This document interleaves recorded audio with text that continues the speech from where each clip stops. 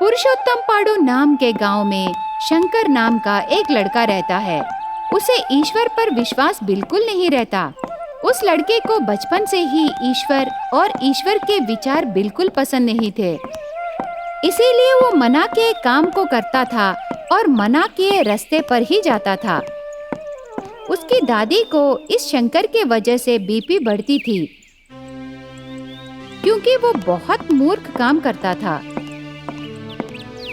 एक दिन शिवरात्रि के दिन गांव वाले उपवास रहने पर ये सिर्फ शंकर ही चिकन बिरयानी खाकर घर आता है।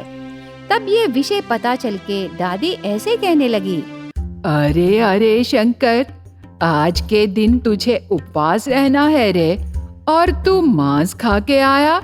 तेरे पापों की सीमा पार हो रही है रे। हे ईश्वर, मेरे पोते को माफ करो। इससे मैं तेरे मंदिर के चारों ओर 108 अंग प्रदक्षिण कराऊंगी स्वामी। ऐसे दादी कहने पर तुरंत शंकर ने, दादी दादी रुक जा, मेरी इच्छा से खाने के लिए किसकी अनुमति चाहिए?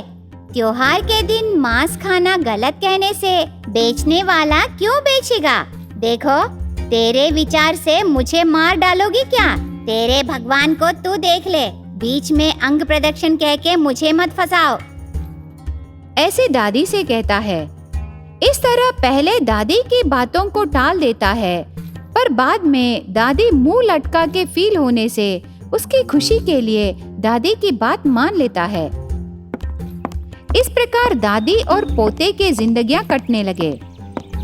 एक दिन उसी गांव में रहे एक व्यक्ति शंकर के पास आकर उसका विषय शंकर से कहने के बाद ऐसे कहने लगा,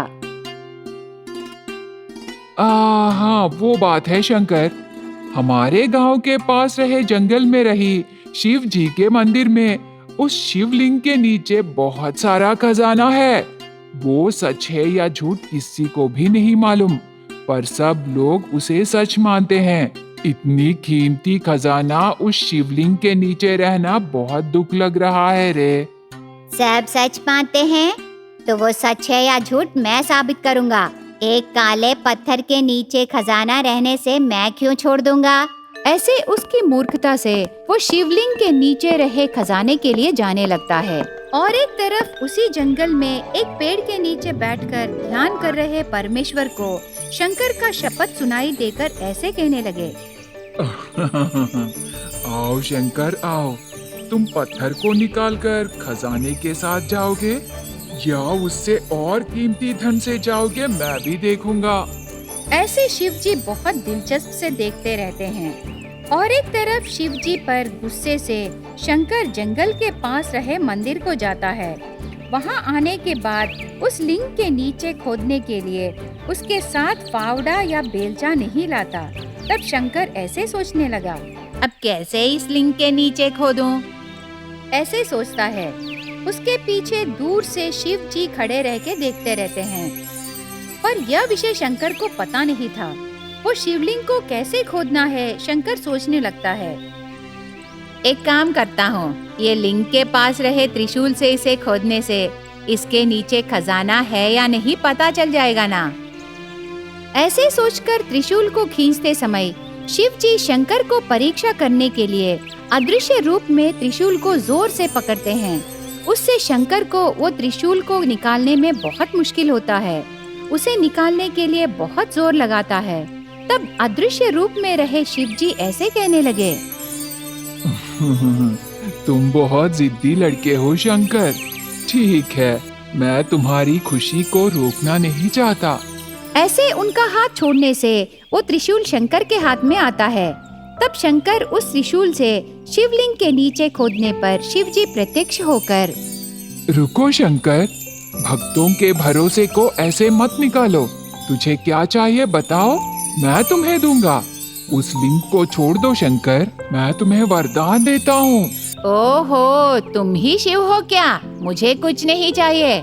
कह रहे थे तेरे लिंग के नीचे बहुत खजाना है, उसे पता लगाने के लिए मैं आया हूँ। इससे ज्यादा मुझे और कुछ नहीं चाहिए। शंकर, मेरी बात सुनो।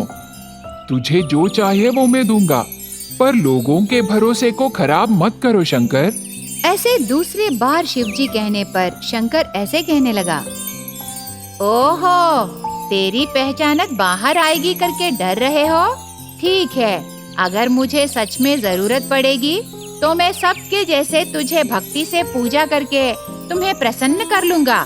तो ठीक है, तुम मुझे प्रसन्न करने तक मैं तुम्हारी इच्छा पूरा नहीं करूंगा। तुम जल्दी मेरे रास्ते में आकर मुझे प्रसन्न करने के काम पर रहो शंकर। ऐसे कह के शिवजी गायब हो जाते हैं।